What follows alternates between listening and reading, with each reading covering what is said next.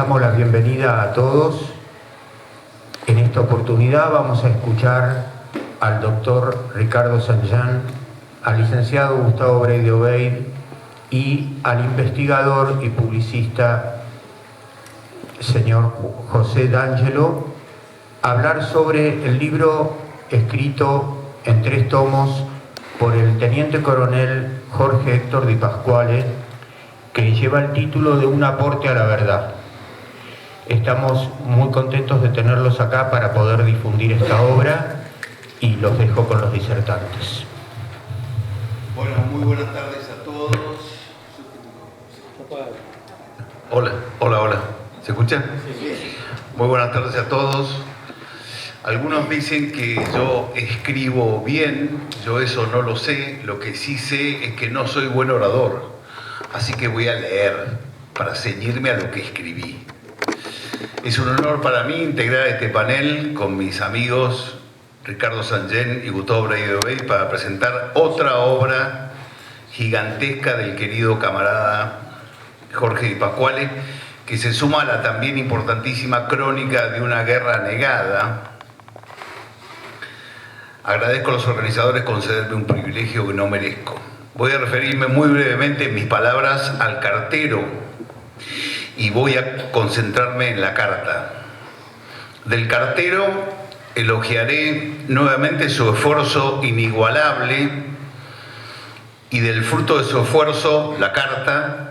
No hablaré de su contenido, al que ustedes van a acceder adquiriendo el libro, que es la forma de sumarse de ustedes a esta batalla de las narrativas que se libra, sino a lo que significa lo que Di Pasquale hace al publicar esta nueva titánica obra. Quiero otorgarle en este acto el título de cronista mayor de la década del 70 en la Argentina a mi camarada Jorge Di Pasquale. Otros somos humildes juglares de los 70, pero el Cronos lo desmenuzó nuestro amigo y camarada. El trabajo es gigantesco, fruto de una tarea ciclopia formidable, destinado a ocupar un lugar preponderante en la lista de crónicas históricas argentinas, realizada con un rigor metodológico y científico encomiable. Vaya mi reconocimiento a cada uno de los minutos, horas, días, meses y años que Jorge Di Pasquale entregó de su vida a esta obra imprescindible en circunstancias muy difíciles, en las que probablemente otros nos dejaríamos abatir. La tarea del cronista es relatar el transcurrir del crono, describiendo hechos y acontecimientos, y crecerá en la consideración del público destinatario, los argentinos de todas las generaciones, cuanto mayor haya sido la fidelidad observada al narrar la realidad de esos hechos. Apuesto a pleno que Un aporte a la verdad, junto a Crónica de una guerra negada, van a estar en un sitial de privilegio entre los libros de la historia argentina. Y en el siglo de las fake news, de la posverdad y de la información que se desvanece al instante, nadie podrá ignorar lo que está en estos 3 tomos, puesto negro sobre blanco para siempre, gracias a Jorge Di Pasquale, para el que pido por favor un aplauso de reconocimiento.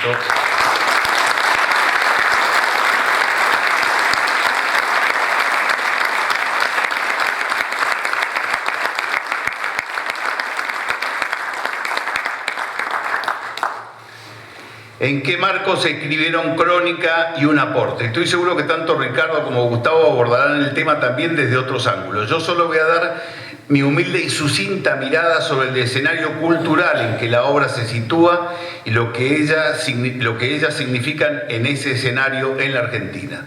Todos entendemos que los 70 hoy en nuestro país son un asunto eminentemente cultural, con consecuencias gravísimas en otros ámbitos o desde otros ámbitos. Como uno de los ejemplos, la absoluta obsolescencia de nuestras Fuerzas Armadas y la consecuente indefensión de la Argentina. Y como otro ejemplo, la manifiesta manipulación de la justicia en el tratamiento de millares de procesamientos por los llamados delitos de lesa humanidad. Desde hace años los argentinos asistimos a un proceso extremo de apropiación y adulteración del pasado reciente por parte de élites políticas y culturales que, con manifiesta utilización del aparato y los recursos del Estado, dio como resultado el reemplazo de la historia a secas por una historia oficial, un credo estatal, que sacraliza una memoria pretendidamente incuestionable. Para que esto sucediera fue necesario que previamente, en nombre del Estado, se cediera el usufructo exclusivo de la causa de los derechos humanos y su formidable capital simbólico a los sobrevivientes y simpatizantes de la izquierda revolucionaria que en los años 70 adscribieron a la lucha armada como vía para alcanzar el poder en la Argentina. Hoy la sociedad vive así bajo la presión de grupos de memoria, aliados de estas élites, de las que reciben múltiples beneficios y decididos ambos a hacer prevalecer su visión falsificada, hipotéticamente progresista, de la historia contemporánea argentina para incidir en el presente y en el futuro. La versión de la historia reciente manipulada y mutilada que han instalado la alquimia setentista les ha permitido mutar de feroces combatientes por el socialismo en los años 70 a inocentes víctimas inermes en la actualidad, a las que la sociedad les debe todo les está permitido y nada puede objetárseles. Ellos, los antaños revolucionarios, han sido en esta versión amañada del pasado lo mejor de una generación de idealistas, víctimas de un aluvión de perros sanguinarios, y todo el que se oponga a esta visión es, sin más, cómplice de los criminales.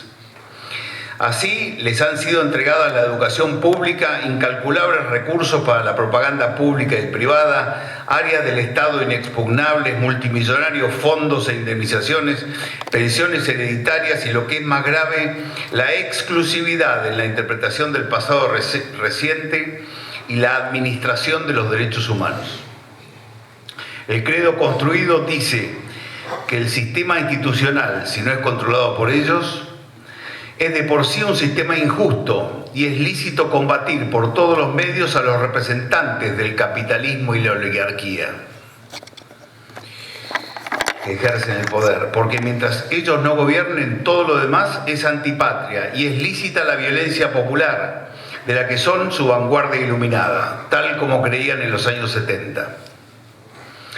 Se han educado por lo menos 2 generaciones con esta visión sesgada de nuestra historia, utilizando los planes de estudio de todos los niveles educativos y una infinita red de difusión que sistemática y asistemáticamente transmitió y transmite las premisas básicas de esta historia oficial en modo de adoctrinamiento. La ola de violencia que tiene en vilo al país y la amenaza de sangre en las calles ante un próximo gobierno de signo distinto al actual, también está ligada a esta forma de ver las cosas, a esta creencia colectiva difundida.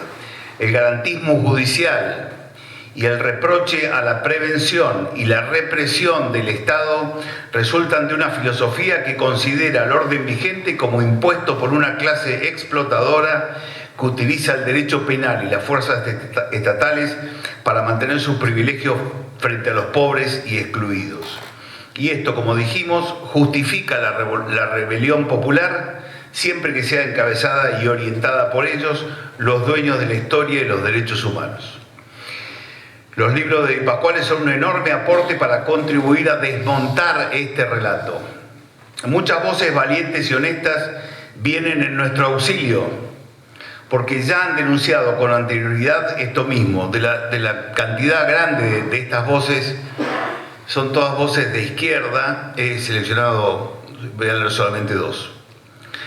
Sergio Bufano, combatiente del Ejército Revolucionario del Pueblo, el ERP, en los años 70, en un artículo en la revista Lucha Armada, afirma que existe entre los guerrilleros sobrevivientes de aquellos años la tentación de monopolizar la memoria, recreando el pasado mediante relatos fantásticos, protagonizados por prototipos inmaculados que no desean abandonar el ropaje de partisanos libertarios, y sostiene contundente que el triunfo de Perón en 1973, con el 62% de los votos, produjo la fractura definitiva entre guerrilla y sociedad.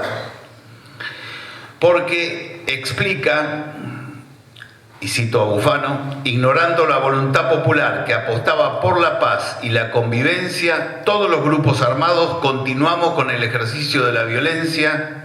Ningún grupo guerrillero, describe el autor, creía en la democracia y en las instituciones.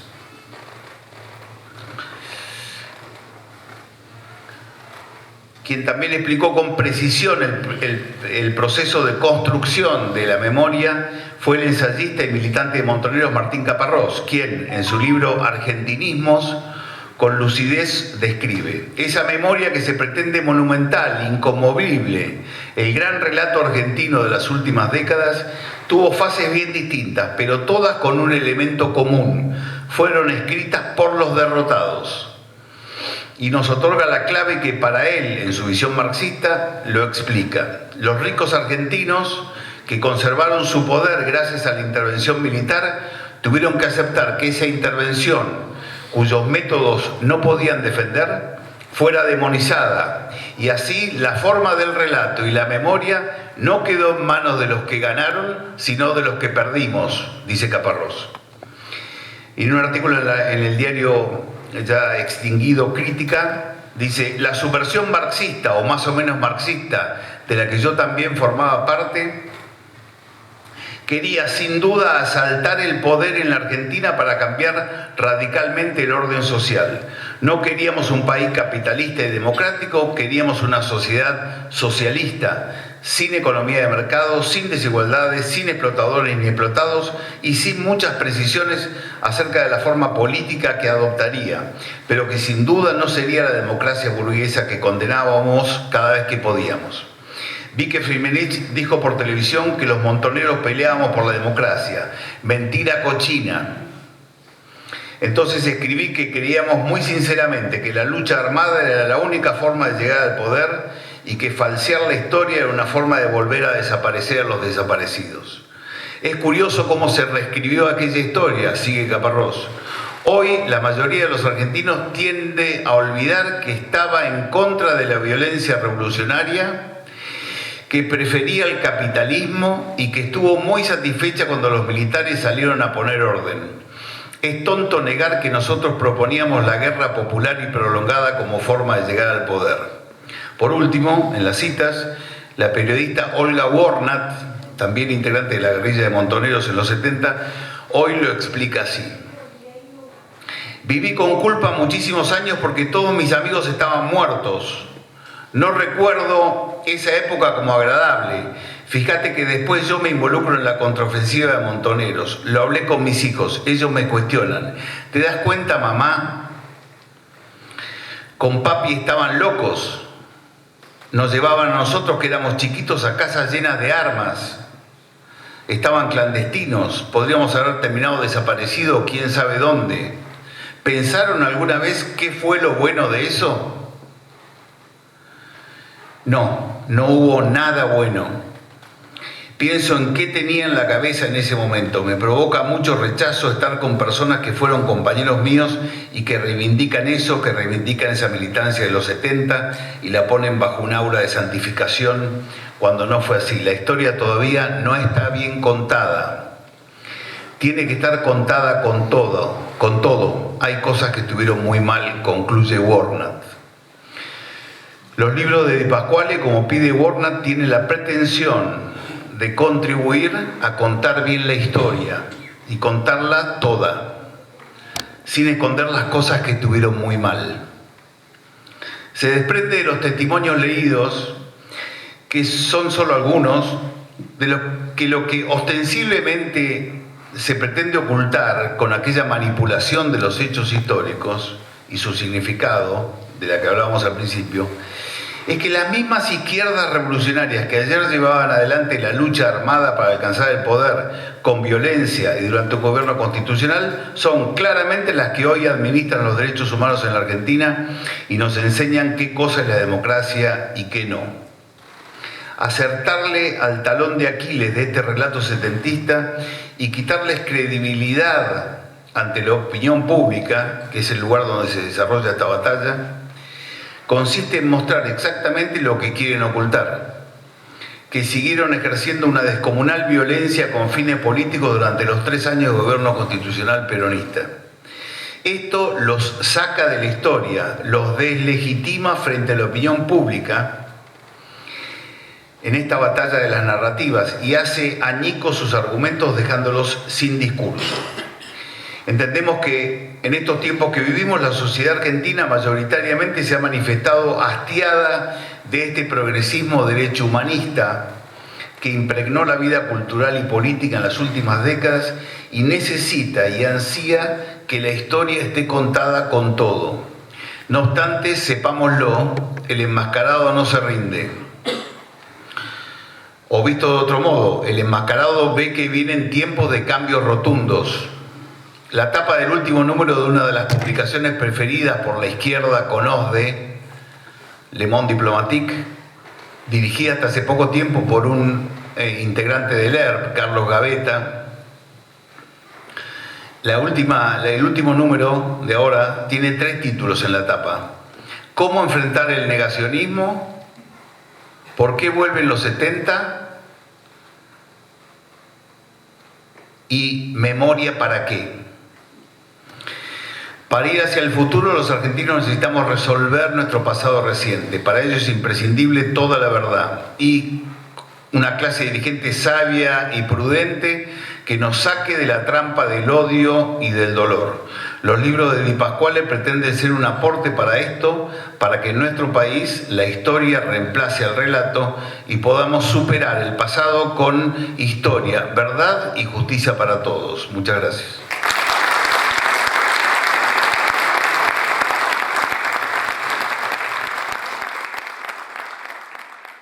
Toda mi vida pensé que la vida tenía un sentido y que era necesario que cada uno lo descubriera.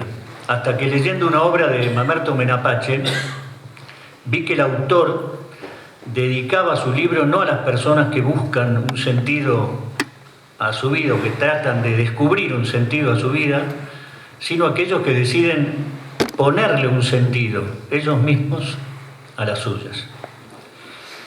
Di Pasquale decidió, para fortuna de la historia argentina, atravesar el ilegal cautiverio que padece, revelando la verdad de lo ocurrido en los años 70.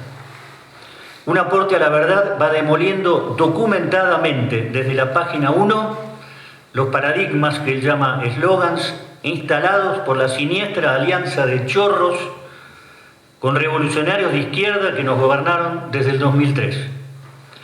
El pacto inicial con Berbisky, génesis del fenómeno llamado kirchnerismo, permitiría el asalto del Estado al son de la épica restauradora de los revolucionarios de los 70.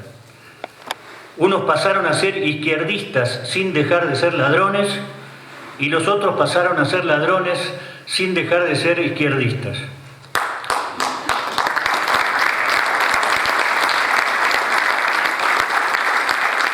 Leer a Di Pasquale es tan necesario como doloroso, especialmente para quienes hemos sido testigos del reclutamiento de jóvenes por parte de sacerdotes, profesores universitarios y militantes para sumarse a las sectas guerrilleras, que comenzaban llamando a la lucha por amor a los desposeídos, pero inevitablemente terminaban a través de la violencia en el odio al prójimo. La doctrina que profesaron y la dinámica de las sectas que integraron los convirtió en adoradores de la diosa Kali, adiestrados en armas para jugar con la vida de los inocentes en un frenesí de sangre y muerte lo suficientemente atronador como para callar las voces de su conciencia. El primer tomo de Un aporte a la verdad demuestra quizás como ningún otro documento que la vida en la Argentina a principios de los 70 se había tornado imposible de sobrellevar con la sucesión de asesinatos, secuestros, atentados con explosivos, ataques a unidades militares por parte de las organizaciones guerrilleras. El autor demuestra que solo un muy pequeño porcentaje de los combatientes fueron trabajadores. La gente más educada, las familias más afortunadas, los jóvenes más preparados de nuestra sociedad integraron esas bandas asesinas. ¿Con qué derecho cegaban la vida de agentes de policía que habían solo podido terminar la primaria? ¿Cómo es que la Iglesia o la UCA, en su reciente publicación La verdad los hará libres, no tiene siquiera una mención de censura, crítica o condena para los sacerdotes y laicos que se adhirieron y animaron a otros a integrar esas organizaciones asesinas? La obra de Di Pasquale documenta con datos incontrastables la cita de obras independientes y expresiones de los contendientes que la guerrilla argentina fue parte de la ofensiva comunista que atacó en los años 70 con apoyo de la Unión Soviética, Cuba y otros estados a todo el continente, y que la organización político-militar Montoneros recibió además entrenamiento y armamento de las organizaciones fundamentalistas islámicas terroristas en Siria y en el Líbano. Y yo agrego que ese vínculo sigue hasta la actualidad. El autor dice que no hubo ni uno ni dos demonios, sino que fue una legión la que se apoderó de los argentinos en aquella época. Sin embargo, entiendo que fue el lamentable abordaje que la democracia hizo al fenómeno de la guerra revolucionaria con la teoría de los dos demonios la que dio comienzo a la ilegalidad que padecemos. Se nos dijo entonces que se batieron a duelo dos fracciones que luchaban entre sí por el poder mientras los argentinos éramos una suerte de espectadores en un espectáculo que nos era ajeno. Fue la consabida postura del yo argentino, la frase con que nuestros compatriotas atravesaban las fronteras en la Primera Gran Guerra. Fue esa frase y esa actitud la que signó la farisaica postura con que trataron el tema las autoridades de entonces. He allí el germen de todo lo que ocurrió después, porque para poder sentirse neutral en una guerra que no se libró en Europa, sino aquí, fue preciso desconocerle a las Fuerzas Armadas su representación. El efecto fue devastador, porque las Fuerzas Armadas son nuestras fuerzas. Sus errores son nuestros errores, y lo que no se asume, no se redime. Las culpas siguen estando allí, de modo que el camino conveniente y tranquilizador fue constituirlas en el chivo de la fiesta de la expiación, capaz de absorber la gigantesca negación de nuestros dirigentes, desposeídas de su condición institucional de ser el brazo armado de la patria y acusadas de combatir la guerrilla con el propósito de sostener un gobierno. Ya no fue posible distinguir quién era el enemigo. Lo que vino después fue el aprovechamiento de la delincuencia de aquella hipocresía. Hoy nuestros soldados son condenados por perseguir a opositores políticos de un régimen. Una mentira que solo una justicia ideologizada o prevaricadora puede sostener.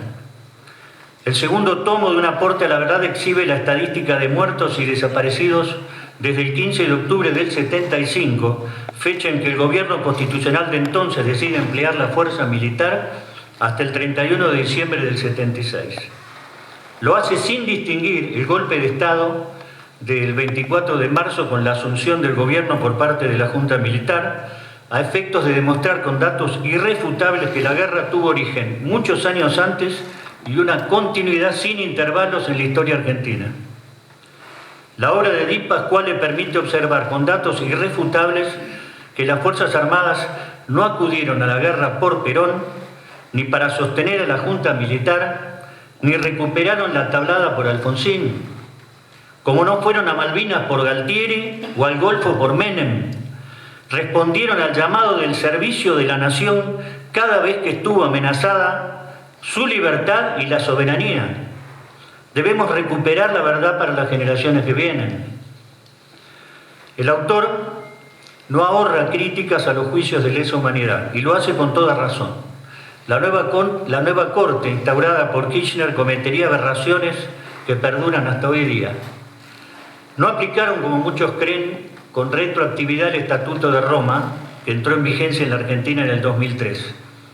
Hubieran quedado muy en evidencia. Hicieron algo más perverso. y peor todavía. Dijeron que los delitos de lesa humanidad eran delitos consagrados por la costumbre internacional, eran delitos conocidos desde siempre, no era necesario tenerlos por escrito,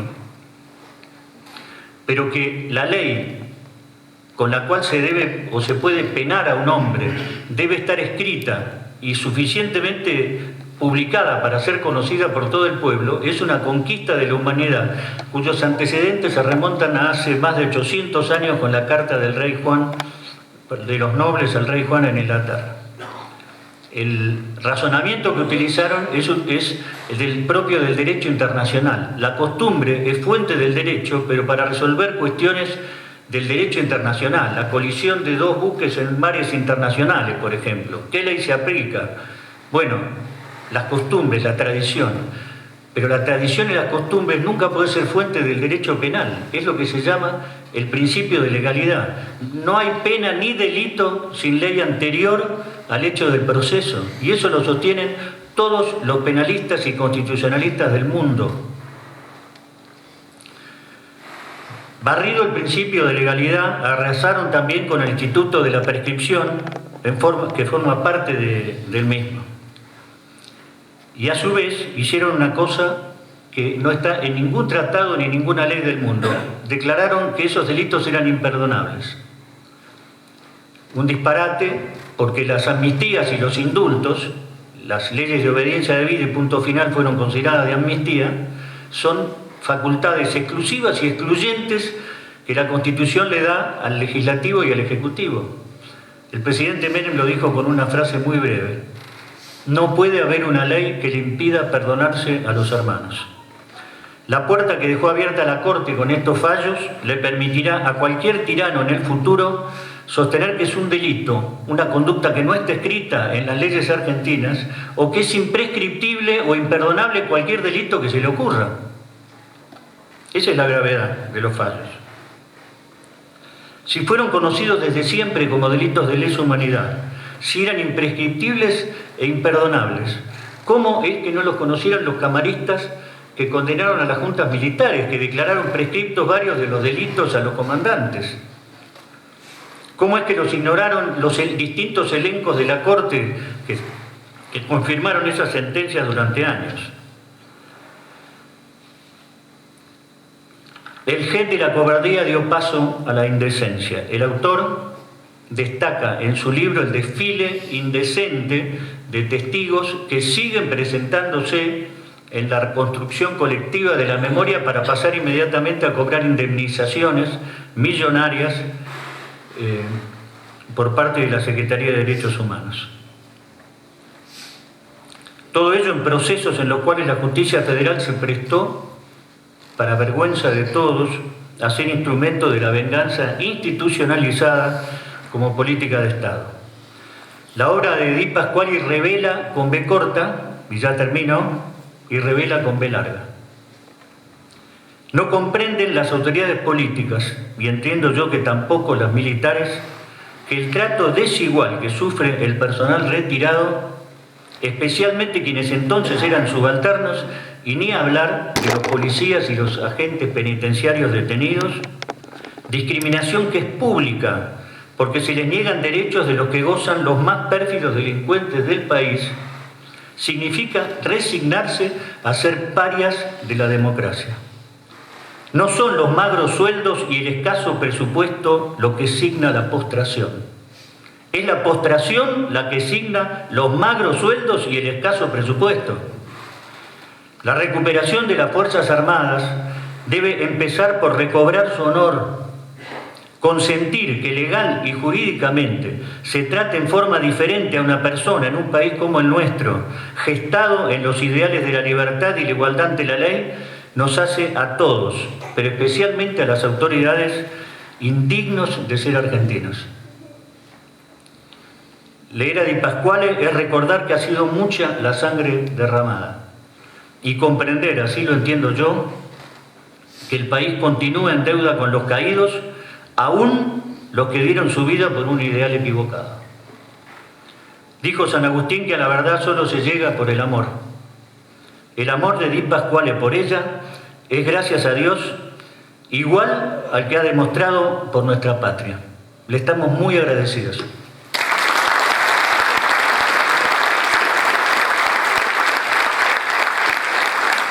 Buenas tardes a todos, muchas gracias por haber concurrido, muchas gracias Padre Morat por habernos facilitado, nos costó, nos han negado salón en varios lugares. Muchas gracias a la familia Di Pasquale acá presente, a sus hijos y a sus nietos.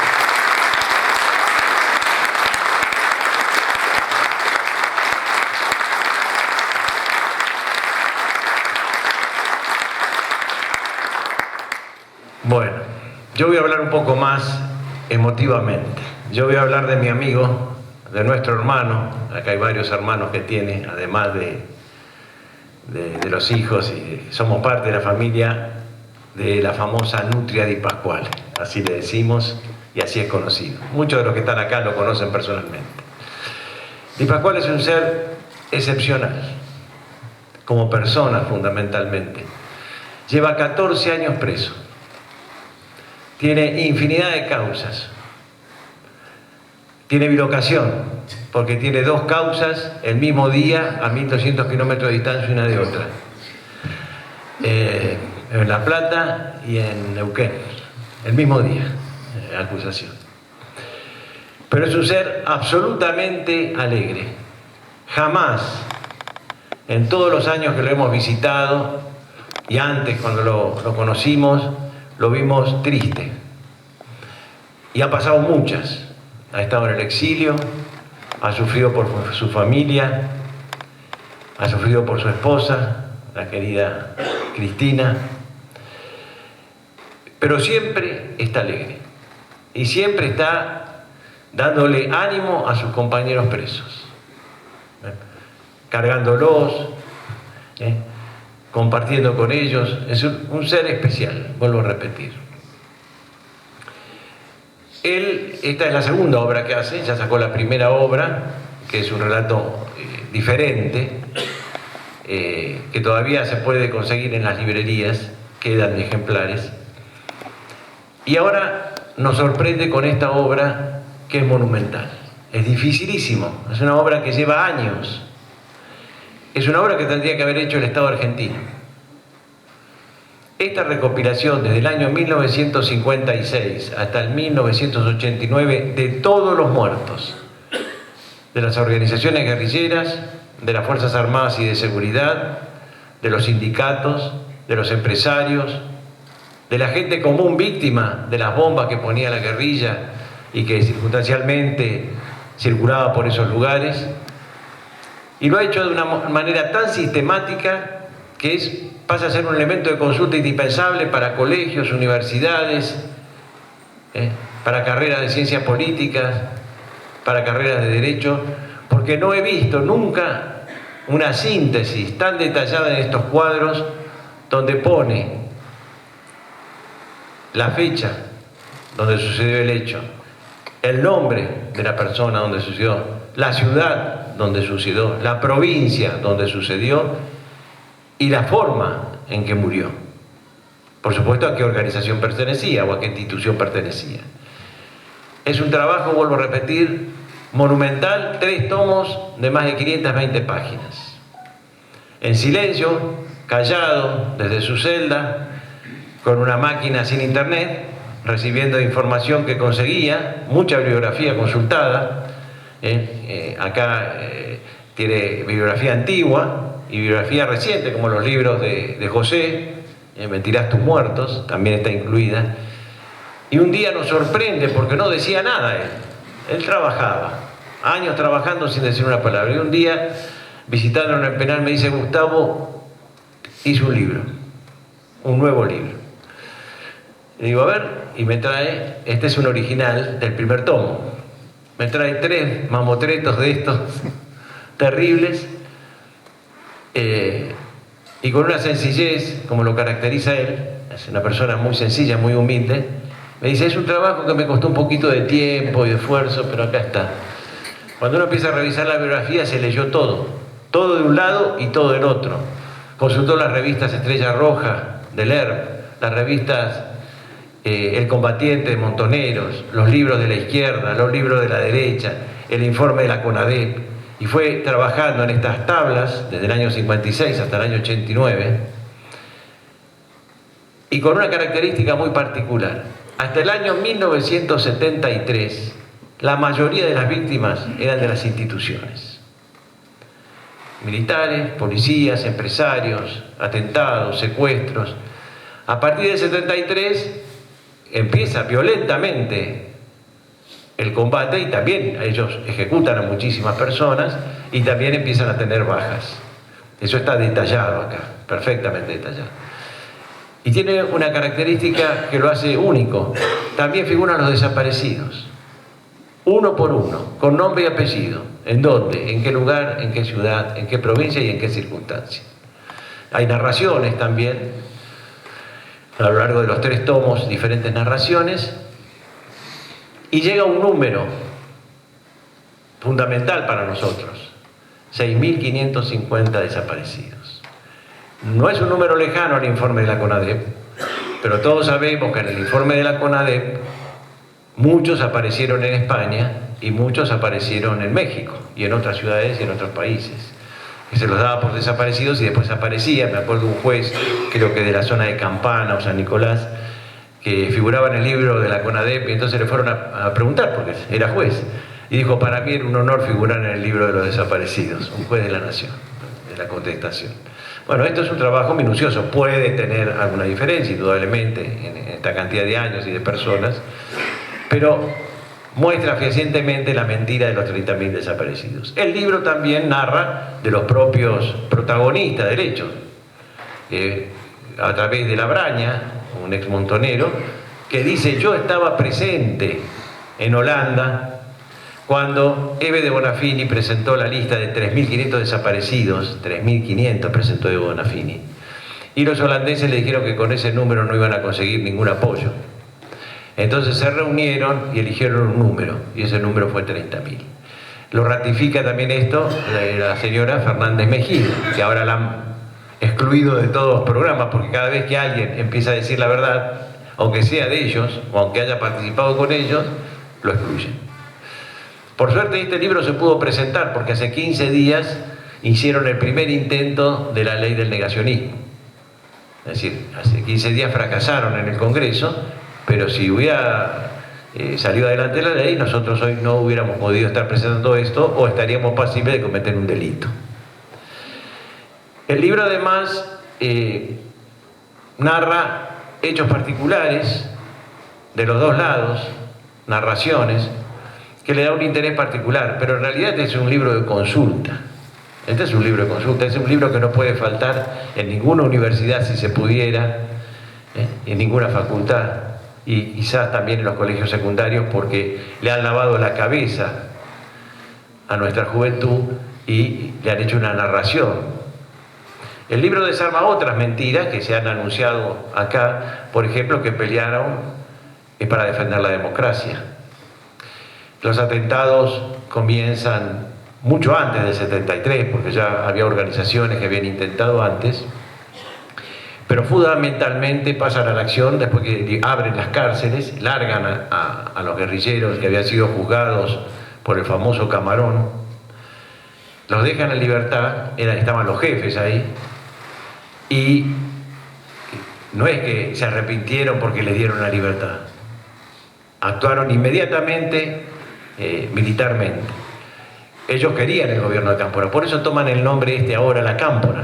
Cámpora, que era un pobre tipo, que Perón lo puso y lo sacó de un cachetazo porque no cumplía, pero ellos, no importa quién era Cámpora, importa lo que significó el periodo de Cámpora, 73-74.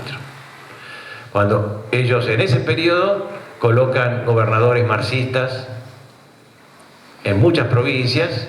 No sé si ustedes recuerdan, Videgain en provincia de Buenos Aires, Obregón, Cano, Vaca y otros más. Pero Perón, que se apoyaba mucho en el sindicalismo, le coloca vicegobernadores sindicalistas, Calabró y otros más. Es así que cuando Perón llega y ve lo que había pasado, los obliga a renunciar, se llama elecciones, gana con el 63% de los votos y ellos continúan luchando, tanto que hay varios discursos de Perón, uno después del ataque al Regimiento Azul, fuertísimo, otro después de la muerte de José Ignacio Rucci, que era un hombre de confianza de Perón. Y ya en ese momento el peronismo estaba dividido en dos posiciones bien determinadas. Por un lado el peronismo ortodoxo con el sindicalismo y por otro lado la izquierda. Y Perón termina de producir la división y la separación en la Plaza de Mayo, cuando los acusa de mocosos imberbes y los echa de la plaza. Y ahí ellos entonces incentivan el terrorismo, pasan a la clandestinidad. Muere Perón y llega Isabel Martínez de Perón, muy denostada. Al lado de las figuritas que hemos tenido en los últimos 30 años, le puedo decir de que Isabel era una maravilla. Tuvo el valor de firmar el decreto del operativo Independencia y el aniquilamiento de la subversión. No es poca cosa. Así está, proscripta, con pedido de captura internacional, no aceptada por España, aislada totalmente. Pero los hechos son los hechos, y el hecho es que ella firmó el decreto de aniquilamiento de la subversión. Ayer justamente un coronel nos contaba que cuando el general Videla era jefe del ejército y Isabel era presidenta, comandante en jefe, mandó un coronel a verlo para decirle que lo que necesitara que firme ya estaba dispuesto a firmarla. No hubo contestación, porque no había intención de que ese gobierno terminara, sino que había intención de tomar el poder. ¿Qué pasó a partir del año 1976? Mantuvimos la legitimidad de la lucha, perdimos la legalidad. Lo festejaron los guerrilleros.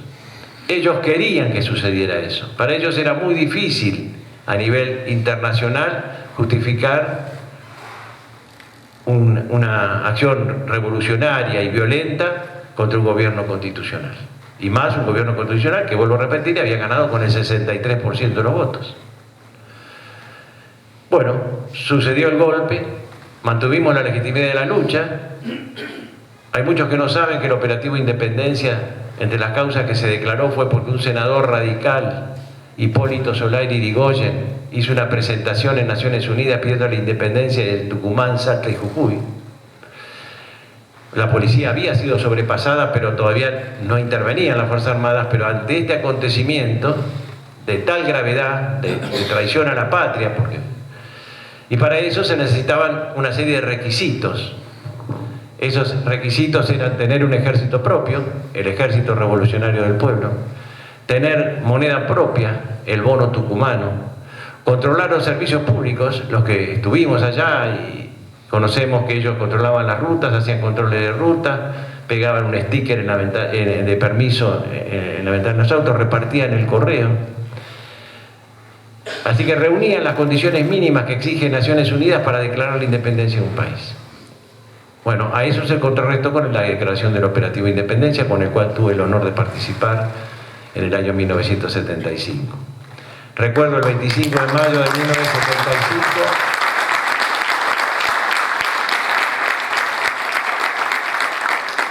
es un día que no voy a olvidar. Yo era subteniente, abanderado en Famaillá, y la presidenta de la Nación concurrió a Famaillá, en Tucumán, en medio del conflicto, cuando el general Vilas era el comandante de la brigada y del operativo Independencia. Y desde el balcón de la jefatura de policía, porque ahí estaba el puesto de comando táctico, ella le habló a la fuerza y la instó a combatir y la felicitó por combatir. Por eso yo quiero hacer esta pequeña reivindicación, más allá que sé que a alguna gente no le gusta, pero yo creo que ha habido una injusticia muy grande y una falta de prudencia para comprender que era preferible que terminara ese gobierno y no que fuera interrumpido y perder la legalidad de la lucha. Salvo que hubiera designios exteriores que impusieran esto, que seguramente los hubo.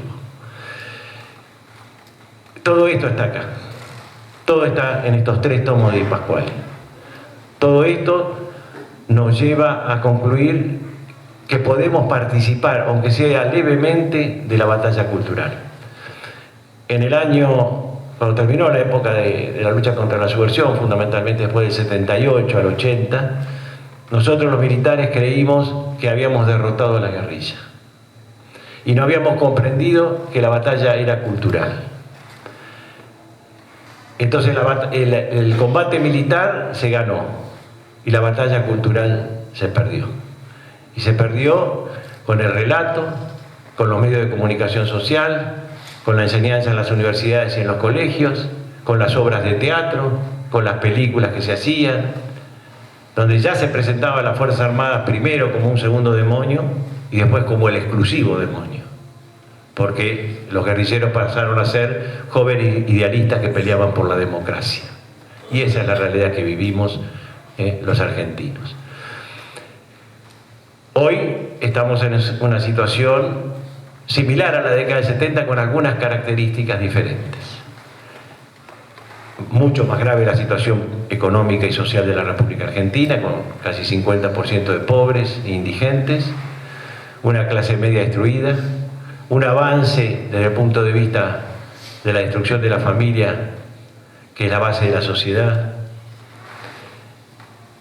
un cambio de paradigma de la izquierda que ya no pelea por la lucha de los trabajadores, sino que pelea por la Agenda 2030, el cambio climático, los pueblos originarios, el LGTB, todas cosas que pueden tener algo de bueno. Nadie está en contra del cuidado del medio ambiente, nadie está en contra de que si algún pueblo originario tiene un derecho se lo reconozca, pero el uso de la izquierda de esto al servicio del poder mundial, porque esto es lo mismo que se discute en Davos. La izquierda en el Foro de San Pablo ratifica lo mismo que discuten los poderosos del mundo, en la búsqueda de un nuevo orden mundial. Por lo tanto, lo que vamos a vivir es diferente y ellos también están divididos. Están los sectores trotskistas que quieren seguir con el pensamiento antiguo de la lucha armada y están los Lanata, los Leuco y toda esta gente que ahora parecen santos. Acuérdense que Leuco fue el último secretario de actas del MTP cuando el ataque a la Tablada, es decir, quizás fue uno de los últimos guerrilleros armados. Ahora habla desde los medios. Ellos están en la revolución cultural, ellos son Gramsci, ellos entienden el cambio. La lucha no es armada, la lucha no es violenta, la lucha es demoler las instituciones de la República, demoler la hispanidad, demoler la familia, demoler las Fuerzas Armadas, corromper a la juventud. Y eso es lo que están haciendo. Y si no es corromperla, desinteresarla, que es tan grave. Así que esta obra nos aclara y yo ahora quiero hacer una serie de agradecimientos. Ya le hice al padre Murat por su gentileza de habernos hecho un favor, porque realmente nos cuesta conseguir salones, aunque parezca mentira. Y quiero agradecerle a la Fundación Gladius y al Centro Guadalupano, que nos dio la estructura necesaria para que pudiera salir esta obra. Quiero agradecer a los cientos de oficiales de las Fuerzas Armadas que hicieron posible que saliera, porque cuando el teniente coronel Di Pasquale me da la obra, me dice, ahora arreglátela. Y no era fácil, no es fácil sacar 3 tomos de 500 y pico de páginas. Y realmente con la ayuda de la Unión de Promociones, con un accionar que le quiero agradecer mucho al mayor Abete y a los que colaboraron con él se apoyó en un grupo de oficiales que permitieron que rápidamente pudiéramos recaudar el 100% de la obra. Entonces, en menos de 4 meses, la obra pasó a ser una realidad. Esto que nos permite que de la venta de la obra nosotros podemos estar en condiciones de reeditar. Hicimos una cantidad limitada, 500 ejemplares de cada tomo, y si es necesario vamos a poder sacar, pero también ya nos preparamos porque nuestro amigo Di Pasquale está preparando una nueva obra que le va a llevar un par de años, pero tenemos que ahorrar desde ahora. Va a responder a los libros, a los 3 tomos que sacó la Universidad Católica, porque eso es otra palabra.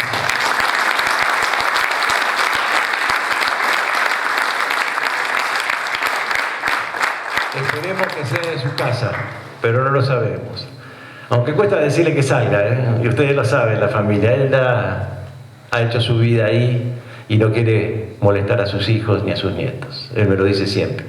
Ni a nosotros, porque yo le ofrecí que venga a vivir a casa con permiso de mi señora y me dice, no, tampoco. No quiere salir ni salidas de ningún tipo.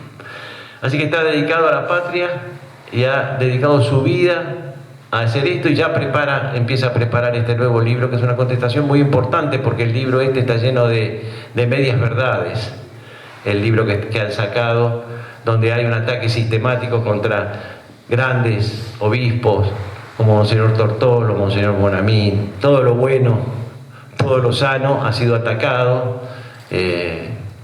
Saccheri, que fue asesinado por la guerrilla, lo critican. Bueno, Genta también criticado. Es decir, es un libro hecho por el progresismo de la Iglesia, muy parecido a lo que hizo el kirchnerismo con la historia oficial que ha sacado. Quiero agradecer también, además a los amigos que han presentado conmigo, que muy gentilmente han aceptado. Acá, amigo de muchos años, el Tero, y bueno, un gran defensor de muchos camaradas, el doctor Ricardo Sangén. Quiero agradecer a la Unión de Promociones, que lamentablemente dos de sus jefes, uno falleció, el querido coronel Guglielmone, y Viola, que está preso, pero sigue manejando la Unión de Promociones de ahí. Acá la presencia del doctor Solanet, que representa a la Unión de Abogados, que viene luchando hace muchísimo, Justicia y Concordia. Acá está también el doctor Carlos Bosch, y bueno, se me escapará alguno, que han hecho un trabajo inmenso, han recorrido los juzgados, han hablado con los jueces federales, les han dicho la aberración que estaban haciendo. No puedo decir mucho más del derecho, porque después de lo que habló el doctor, ya dijo todo. Lo único que quería agregar es que la mayoría de los militares están presos sin prueba, porque para los juicios de lesa humanidad han inventado una figura de prueba parcial. No necesitan la prueba que puede necesitar cualquier ser humano para ser condenado penalmente. Una prueba circunstancial, por ejemplo, 2 testigos falsos, es suficiente para que lo condenen a perpetua. También quiero recordarles que tenemos 807 muertos en prisión, que la gente no sabe. El número ha llegado ayer a 807 y más de 2.000 detenidos, y siguen deteniendo. Siguen las causas, siguen habiendo causas hasta último momento, en un afán de venganza por un lado y de negocio por el otro, como bien en el libro que escribió José lo demuestra documentalmente. Así que por todo esto y por lo que vamos a seguir haciendo, muchísimas gracias a todos.